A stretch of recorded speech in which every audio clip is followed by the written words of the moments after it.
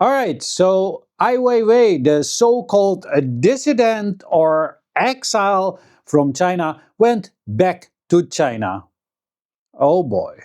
And now he starts dissing the West. And this is your favorite half Chinese. It is very interesting how every time all these dissidents and all these so-called exiles can just freely go back to China, nothing is going on, just meet with their family, do whatever it is that they want to do in China, obviously until it is according to the law. But it's very interesting, and I'm not understanding why Western people still not see how they're being fooled. I mean, if you are calling yourself an exile like he did, now there was an article where I heard or where I read that he called himself self-exiled. Like, bro, that's not even a thing. Self-exiled. I exile myself. That's like, just say I'm not going back there anymore or I go and live somewhere else. What do they mean with I exile myself? I'm a self-exile. No, you're just an immigrant in another country. You left your country. That's it. Like what? Honestly, these people, with all this propaganda using all these terms just to influence the minds of the people who are still under the impression that when they are watching mainstream media, that they will be getting the truth, or at least they're hoping for a portion of the truth. But just explain to me how an exile can decide to just go back from where he supposedly was exiled from without the government saying, hey, we just lift your exile, you can come back now. Like, honestly, explain it to me. It doesn't exist. All these terms are designed to fool the Western public. Now, it's very funny because Ai Weiwei actually made a whole living because of that, saying how dystopian China was and how there's no freedom of speech, no democracy, and blah, blah, blah. And obviously, when you are in that business, you will earn a bunch of money, sometimes unimaginable. Especially since it's an artist, the load of money that he can earn with bashing China might probably more than he would actually earn with his artwork without bashing China. So, having said that, he went back to China, reunited with his mother. I, uh, I'm happy for his mother. I mean, I think a mother will never like it when they don't see their child. Funny enough, his mother never left China, while her son was bashing China every single day. His mom didn't leave. Was she held there by the police? I don't think so. So you already see the disconnect between one story and another story, or one story and reality, the fact. The fact is that his mother didn't leave China. And then he, uh, he started to talk crap about the West. And it's funny because he found out that this whole fantasy of freedom of speech is really not reality. And he found out when he started to be critical about a certain country in the Middle East, of which I, for algorithm reasons, will not mention. But I think that will be more than clear which country that is right now. So, once he started that, all those people that were hugging him and kissing him and doing whatever, buying his artwork, deserted him. and ousted him. And he was censored and wasn't allowed to speak anymore in the mainstream media. They blacklisted him, blackballed, being nasty to him. And so he found out that this freedom of speech, what we call freedom of speech here in the West, is not freedom of speech. It's the only freedom that you have is to go with the mainstream, which is being dictated by the big capitalists that are making money of it. And the only thing that is your freedom is to go along or shut up. Because there's no freedom of speech in the West. That's just BS. Your favorite half Chinese next month is going to be prosecuted over a video by people from my government, and obviously by my government because the district attorney is working for the government, who took the case.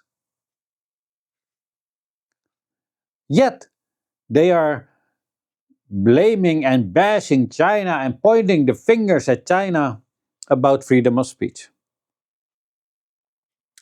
So I always wonder, why is it in the case of me and in the case of Ai Weiwei, the dissident and exile, that all these countries like the United States and the Netherlands and the rest of the collective West want freedom of speech for the Chinese in China so they can say everything that they want, but they don't want to have the same freedom of speech for the Chinese in their own country. And this is something that Ai Weiwei has found out recently. And so he left because he had the means to, he has the means to, and went to China. And he probably was walking around and said, oh my God, oh hell yeah, this is great. And then he started to criticize the West and saying what I have been saying all along, that the freedom of speech in the West is a farce, and that the West is in decline and China is going up, is incline. And that's the truth. Unfortunately, the difference between me and him is I never was an exile, neither was I a dissident. And neither did I ever call myself like that. I've always been a fighter for the truth. But it's really, really astonishing that people in the West still do not want to wake up to the fact that they are honestly being fooled. I don't get it. It is all over the place where you can see it. Anyway, that was my video, by the way. Let me know what you all think of this in the comment section. Do you think that the West really has freedom of speech, or do you think it's just a farce? Do you think that your favorite half Chinese should be prosecuted for making informative videos about people in his government or about parties of his government? Because if we will be prosecuted for that, then can we still say that we have freedom of speech? I want to understand from the Western perspective how the people feel like. I must say there is one person who's always very critical about me. And he went under one of my videos and he said, even though I do not agree with you, they should not prosecute you. That person, I will not mention the name because I don't know if they want it. And honestly, I'm not sure if I would say the correct name because I just do it out of the top of my head. But anyway, at least this person said that I did not need to be prosecuted. And many people in the Netherlands and all over the world also agree for making a video, an informative video about what politicians did against the Chinese community here in the Netherlands, especially in The Hague. That's just amazing. While at the same time, these exact same people that are have a complaint about me or filed a thing against me, these exact people are on the daily about China. How repressive it is, how dictatorship, no freedom of speech, no democracy. These exact people now want me to be prosecuted and thrown in jail or in prison for making a video. And you Western people still do not want to wake up. And anybody who is watching my videos knows that I never make videos that will incite violence or destabilize the community or anything like that. I always try to talk very, very decent. Sometimes I might have slipped up maybe one day and say the F word, I don't know, but mostly not, because I'm trying to always be mindful. I'm also trying not to be decisive, divisive. You know what I mean. And especially when it is about certain groups which are ethnically in the minority, I also always say it doesn't reflect them. Or when it's about religions, this doesn't represent that religion or whatever. So I'm always very cautious, because my goal of my videos is to inform people about certain subjects and topics, not about creating division, hate, or whatever. That is almost how I feel what the mainstream media is doing. So I don't think I I need to do that. For the people that are interested in it, I mean, let me say it more politically. They might not be knowing that they are doing it, but it seems very much likely that the divisiveness among the people, especially in the collective West, is due to many things of the mainstream media and our politicians about the way that they are talking and presenting things, especially when they are starting to blame ethnic groups for the problems that their own system that they love so much have created. For example, their system that they want to spread all over the world, their neoliberalism, dictates that there must be a lot of wars to expand. And a lot of wars also means a lot of refugees. And when the refugees coming to our nations, who are the instigators of those wars, then we start to blame the refugees for what is wrong in our nation. That is exactly what I mean.